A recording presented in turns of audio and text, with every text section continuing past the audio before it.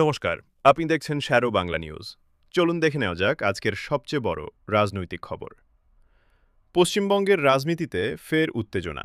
তৃণমূল কংগ্রেসের সর্বভারতীয় সাধারণ সম্পাদক অভিষেক ব্যানার্জিকে ঘিরে সোনারপুরে সৃষ্টি হয়েছে চাঞ্চল্য। লজ্জা করে না? একটা মানুষ কষ্ট পাচ্ছে, আপনারা সবাই দেখেছেন কিভাবে মারা হয়েছে। আর যে পাথরটা ছবি আমাদের কাছে এসছে, যদি ছুটতো আর ওই লোকাল ছেলেরা যদি একটা হেলমেট না দিত ওর মাথায়, তাহলে স্পট ডেথ হয়ে যেত। সূত্রের খবর, পোস্ট পোল হিংসায় ক্ষতিগ্রস্ত কিছু পরিবারের সঙ্গে দেখা করতে সোনারপুরে পৌঁছেছিলেন অভিষেক বন্দ্যোপাধ্যায়। সেই সময় এলাকায় বিক্ষোভের মুখে পড়ে তার কনভয়। ঘটনাস্থলে উত্তেজনা ছড়িয়ে পড়ে এবং নিরাপত্তারক্ষীরা পরিস্থিতি নিয়ন্ত্রণে আনার চেষ্টা করেন। মানে মাথাটা বেঁচে গেছে খালি আমার একটা হেলমেট পরেছিলাম বলে।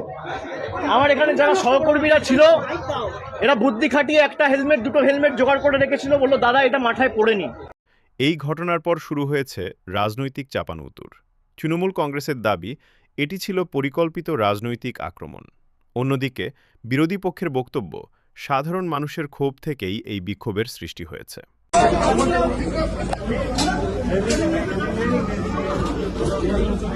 পুলিশ ইতিমধ্যেই ঘটনার তদন্ত শুরু করেছে। ঘটনাস্থলের ভিডিও ফুটেজ ও অন্যান্য তথ্য খতিয়ে দেখা হচ্ছে। তদন্তের পরই স্পষ্ট হবে ঘটনার প্রকৃত কারণ এবং কারা এর সঙ্গে জড়িত। এই ঘটনাকে কেন্দ্র করে রাজ্যের রাজনৈতিক মহলে নতুন করে শুরু হয়েছে আলোচনা।